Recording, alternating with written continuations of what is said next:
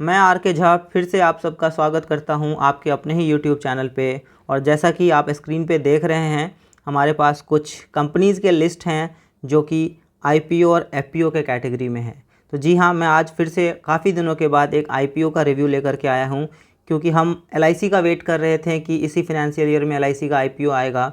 But किसी भी reason की वजह से, रीज़न भी हमें पता है कि ग्लोबल मार्केट कंडीशन जो है, जो मार्केट में जो फ्लक्चुएशंस हैं, उसकी वजह से एलआईसी का जो आईपीओ है वो पोस्टपोन हो गया है और इस फिनेंशियल ईयर में तो नहीं ही आ पाया।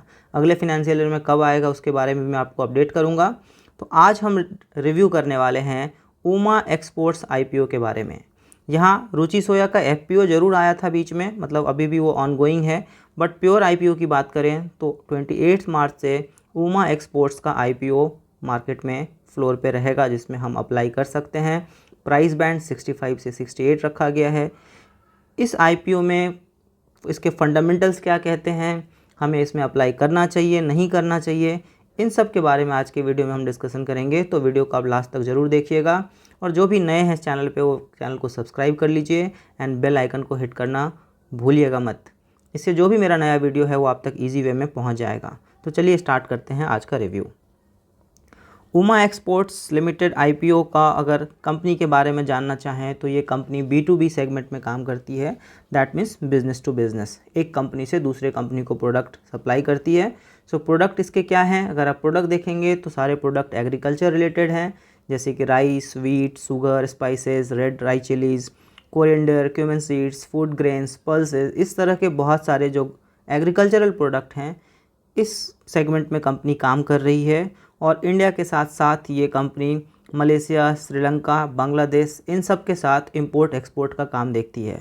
तो ये बेसिकली कंपनी का वर्किंग प्रोफाइल है। इनके स्ट्रेंथ के बारे में अगर आप देखेंगे तो ये 4 पॉइंट में यहाँ पे आपको डिस्कशन मिलेगा, जिसमें से एक्सपीरियंस मैनेजमेंट टीम, जो कि एक अच्छा खासा स्ट्रॉन्ग पॉइंट है इस कंपनी के लिए। इनका जो प्रेजेंस है एग्रो कमोडिटीज़ ट्रेडिंग सेगमेंट में वो काफ़ी ज़बरदस्त है। ग्रोथ काफ़ी अच्छा है, ये हम पीएनएल जब चेक करेंगे वहाँ भी हम देखेंगे। एंड कंपनी का जो रिलेशनशिप है वो क्लाइंट के साथ काफ़ी अच्छा है, जिसकी वजह से इनका बिज़नेस अच्छा रन हो रहा है। ये पॉइंट हम स्ट्रेंथ में देखते हैं तो हमें इसको वीकनेस की तरह भी देखना होता है।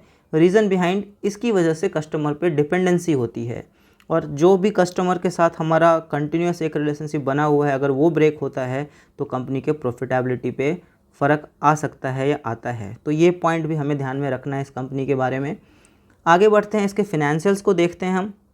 अगर आप फिनेंशियल्स देखेंगे तो काफ़ी ल्यूक्रेटिव फिनेंशियल्स हैं। अगर आप 31 मार्च 19 का डेटा चेक करेंगे तो अप्रॉक्सीमेटली 2.88 करोड़ का यहाँ पे कंपनी को प्रॉफिट था। अप्रॉक्सीमेटली अगर आप देखें तो ये 3 करोड़ के आसपास आप इसको लेकर के चल सकते हैं।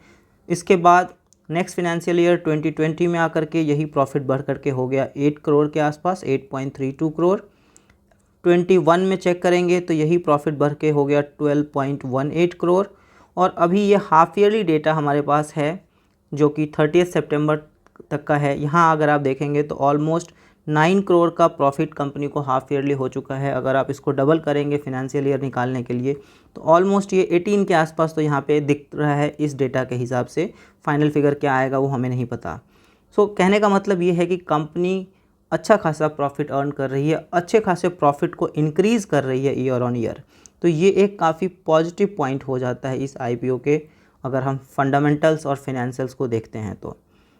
कंपनी का आईपीओ का जो पर्पस है, ऑब्जेक्टिव है, वो भी अच्छा है कंपनी के हिसाब से। बिकॉज जो भी पैसा कंपनी कलेक्ट करने वाली है उस पैसे का यूटिलाइजेशन जो है वो company basically working capital requirement को फुलफ़िल करने के लिए कर रही है। एंड सेकंड जो आप जानते हैं कि जनरल कॉरपोरेट पर्पस। तो ये इतने पॉइंट्स कंपनी के लिए काफ़ी फेवर हैं आईपीओ पॉइंट ऑफ व्यू से हम देखें। डिसीजन क्या होगा ये मैं लास्ट में आपको बताऊंगा कि मैं क्या सोचता हूँ, इसमें अप्लाई करना चाहिए नहीं करना चाहिए। इससे पहले इसके रिलेटेड जो इंपॉर्टेंट डेट्स हैं उसको समझ लेते हैं, प्राइस बैंड को समझ लेते हैं। तो जैसा कि आपने स्टार्ट में ही देखा कि 28 मार्च से लेकर के 30 मार्च के बीच आपके सब्सक्रिप्शन के लिए रहेगा। ये 10 रुपीज़ पर इक्विटी शेयर फेस वैल्यू के हिसाब से ये शेयर मार्केट में लॉन्च होगा, जहाँ पे 65 से लेके 68 का प्राइस बैंड रखा गया है। तो आप ध्यान रखिए कि आप इसको 68 पे आप अप्लाई करें। 220 शेयर्स का ये पर लॉट है। लिस्टिंग BSE NSE दोनों जगह होना है और सबसे इम्पोर्टेंट फैक्टर यहाँ पे आता है, ये एक बहुत ही छोटा आईपीओ है, ओनली 60 करोड़, बस 60 करोड़ रुपए का रिक्वायरमेंट है कंपनी को। ये हमारे लिए आईपीओ में जब हम अप्लाई करने का डिसीजन चेक करेंगे, फाइनल ओपिनियन चेक करेंगे, तो ये पॉइंट भी हमें ध्यान में रखना होगा। इसके बारे में मैं लास्ट में बात करूँगा। आपको टोटल 1 लॉट अप्लाई करने के लिए 14,960 रुपीज़ चाहिए। मैक्सिमम आप 13 लॉट अप्लाई कर सकते हैं, तो आपको यहाँ पे 1,94,480 रुपीज़ का रिक्वायरमेंट होगा।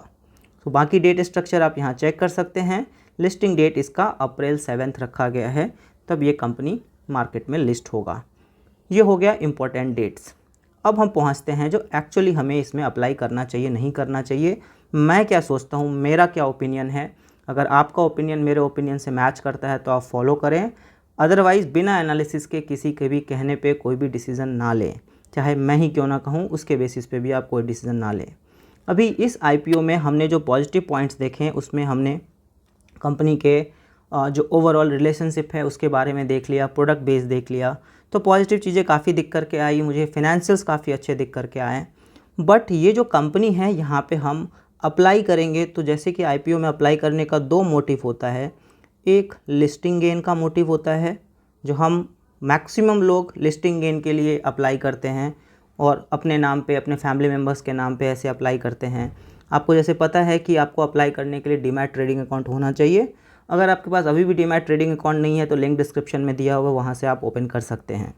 सेकंड जो मोटिव रहता है वो रहता है, जो इसको मैं होल्ड करके रखूँगा, लॉन्ग टर्म व्यू भी बहुत लोगों का होता है अगर कंपनी अच्छी है अप्लाई करने के लिए। तो यहाँ पे इस कंपनी की मैं बात करूँ तो मेरा ओपिनियन होगा लिस्टिंग गेन के लिए मैं इसमें जाना चाहूँगा। रीज़न, फिनेंशियल्स अच्छे हैं, काफ़ी दिनों के बाद कोई आईपीओ आ रहा है तो मार्केट में लोग भी इसके बारे में थोड़े से पॉजिटिव होंगे। थर्ड, ये एक छोटा सा आईपीओ है, 60 करोड़ का ओनली। तो छोटे साइज़ में सब्सक्रिप्शन होने के चांसेस जो हैं वो बहुत ही ज़्यादा हो जाते हैं। सब्सक्रिप्शन होने के चांसेस बहुत ज़्यादा होते हैं, दैट मीन्स हमारा लिस्टिंग गेन का जो प्रोबेबिलिटी है वो बढ़ जाता है।